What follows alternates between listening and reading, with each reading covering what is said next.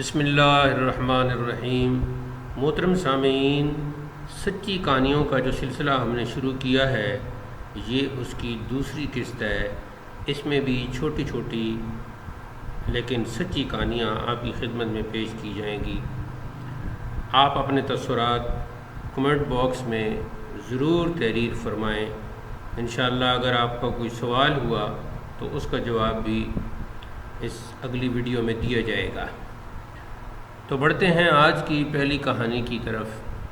حضرت عبدالعالی رحمۃ اللہ علیہ حضرت ابن ابی بلال رحمۃ اللہ علیہ کی بیماری کا سن کر ان کی عیادت کو گئے اور ان کی نازک حالت دیکھ کر کہنے لگے، اے ابن ابی بلال، حضور صلی اللہ علیہ وسلم سے میرا سلام عرض کرنا، اور اگر ممکن ہو تو مجھے مطلع کرنا کہ حضور صلی اللہ علیہ وسلم نے سے میرا سلام عرض کر دیا ہے یا نہیں۔ چنانچہ حضرت ابن ابی بلال کا وصال ہو گیا، اور 3 دن کے بعد ابن ابی بلال اپنی بیوی کو خواب میں ملے اور فرمایا، عبدالعالی کو جانتی ہو؟ وہ بولی نہیں۔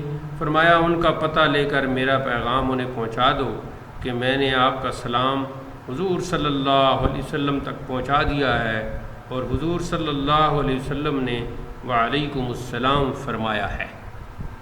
شرح الصدور۔ محترم سامعین، اس کہانی سے ہمیں یہ سبق ملتا ہے کہ ہمارے حضور صلی اللہ علیہ وسلم آج بھی اپنی امت کا سلام قبول فرماتے ہیں اور جواب بھی دیتے ہیں۔ نیز اس کہانی سے یہ بھی معلوم ہوا کہ اللہ والے وصال کے بعد بھی زندہ ہوتے ہیں۔ اب آپ کی خدمت میں پیش ہے آج کی دوسری کہانی۔ حضرت حاتم اصم رحمۃ اللہ علیہ جو بہت بڑے اللہ کے ولی تھے، آپ سے کسی نے پوچھا کہ حضور، آپ نے ساری عمر کس طرح بسر کی؟ آپ نے فرمایا، 4 باتوں میں۔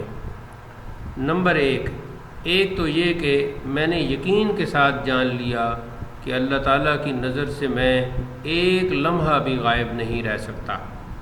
پس اس یقین کے بعد مجھے شرم و حیا آنے لگی کہ اس کے سامنے میں اس کی کوئی نافرمانی کروں۔ نمبر 2 دوسرے یہ کہ میں نے یقین کے ساتھ جان لیا کہ میری قسمت میں جو رزق ہے اس کا ذمہ خدا نے لے لیا ہے، اور وہ بہرحال مجھے پہنچ کر رہے گا۔ پس میں اپنے رزق کی طرف سے بے فکر ہو گیا۔ نمبر تیسرے یہ کہ میں نے یقین کے ساتھ جان لیا کہ جو فرائض میرے ذمہ لگائے گئے ہیں وہ بجز میرے دوسرا کوئی اور ادا نہیں کر سکتا۔ پس میں ان فرائض کی ادائیگی کی طرف ہمہ تن مشغول ہو گیا۔ محترم سامعین، یہ جو ادائیگی کا لفظ ہے یہ اصل میں ادائی ہے، لیکن اب غلط العام ہو گیا ادائیگی، ویسے درست یہ ادائی ہے۔ نمبر 4 چوتھے یہ کہ میں نے یقین کے ساتھ جان لیا کہ ایک روز مجھے ضرور مرنا ہے اور دوسری دنیا میں بہرحال جانا ہے۔ پس میں دوسری دنیا کو اپنے لیے اچھا بنانے کی کوشش میں لگ گیا۔ حوالہ ہے جی روز الریاحین۔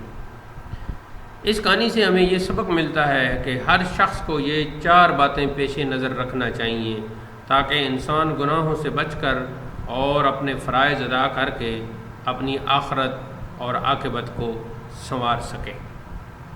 آج کی ویڈیو میں اگلی کہانی۔ حضرت ابو تراب نقشبی رحمۃ اللہ علیہ فرماتے ہیں، یہ نقشی یا نقشبی لفظ ہے، بعض کتابوں میں نقشی لکھا ہوا ہے۔ فرماتے ہیں کہ میں ایک روز سفر میں تھا تو میرے نفس نے یہ خواہش کی کہ آج اگر کہیں سے روٹی کے ساتھ تلا ہوا انڈا ملے تو لطف آ جائے۔ فرماتے ہیں تھوڑی دیر کے بعد میں ایک گاؤں میں پہنچا تو ایک شخص دوڑتا ہوا میرے پاس آیا اور اس نے مجھے پکڑ لیا اور شور مچانے لگا کہ یہ بھی چوروں کے ساتھ تھا۔ لوگ جمع ہو گئے اور مجھے درے مارنے لگے، درے سے مراد ڈنڈے۔ 70 درے مار چکے تو ایک شخص نے مجھے پہچان لیا اور اس نے کہا، اے نادانو، بے وقوفو، یہ تو حضرت ابو تراب نقشی ہیں۔ چنانچہ وہ سب بڑے شرمندہ ہوئے اور مجھ سے معافی مانگنے لگے پھر ایک شخص مجھے بڑی عزت کے ساتھ اپنے گھر لے گیا اور میرے لیے کھانا لے آیا۔ میں نے دیکھا کہ کھانے میں روٹی اور تلا ہوا انڈا بھی ہے۔ میں نے اپنے نفس کو مخاطب کر کے کہا، لے 70 درے کھا لینے کے بعد اب روٹی اور تلا ہوا انڈا کھا لے۔ کتاب کا نام ہے جی روز الریاحین۔ اس کہانی سے ہمیں یہ سبق ملتا ہے کہ نفس انسان کا دشمن ہے اور اس کی خواہش پر چلنے سے انسان کو ذلیل ہونا پڑتا ہے۔ جو لوگ نفس پر قابو پا کر خواہشات نفس سے باز رہتے ہیں وہ کامیاب رہتے ہیں۔ محترم سامعین، آج کی ویڈیو میں شامل اگلی کہانی۔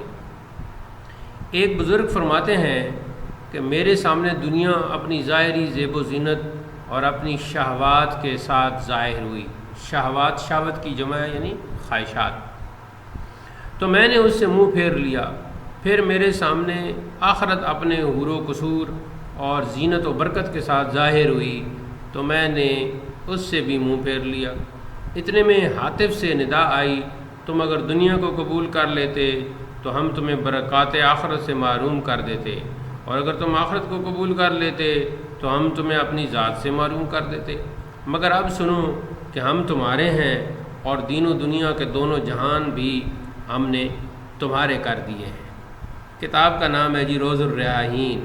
اس کہانی سے ہمیں یہ سبق ملتا ہے کہ اللہ والوں کے پیش نظر صرف ذات حق ہوتی ہے اور انہیں اپنے خالق حقیقی سے پیار ہوتا ہے، اور اس کے نتیجہ میں وہ خدا کے ہو جاتے ہیں تو ساری خدائی پھر ان کی ہو جاتی ہے اور یوں ان کے دونوں جہان سنور جاتے ہیں۔ محترم سامعین، آج کی ویڈیو میں شامل اگلی کہانی۔ حضرت احمد بن خضروی علیہ رحمت فرماتے ہیں کہ میں نے خواب میں رب تعالیٰ کا ارشاد سنا۔ خدا تعالیٰ نے فرمایا، یا احمد کل الناس یطلبون منی الا با یزید فانہ یطلبنی، کہ اے احمد، یعنی احمد بن خضروی کو مخاطب کر کے کہا، اے احمد، ہر شخص مجھ سے مانگتا ہے مگر با یزید بستامی مجھ کو مانگتا ہے۔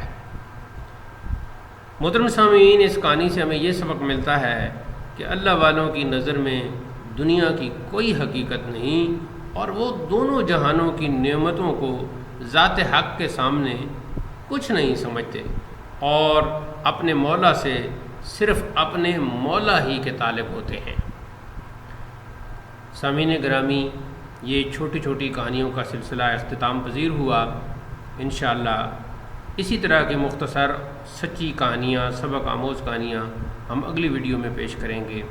امید ہے آپ کو یہ سلسلہ پسند آیا ہوگا۔ ویڈیو کو لائک ضرور کریں اور چینل کو سبسکرائب کریں، اور اپنے دوستوں کو بھی اس چینل سے متعارف کروائیں۔ بہت بہت شکریہ۔ والسلام علیکم ورحمۃ اللہ۔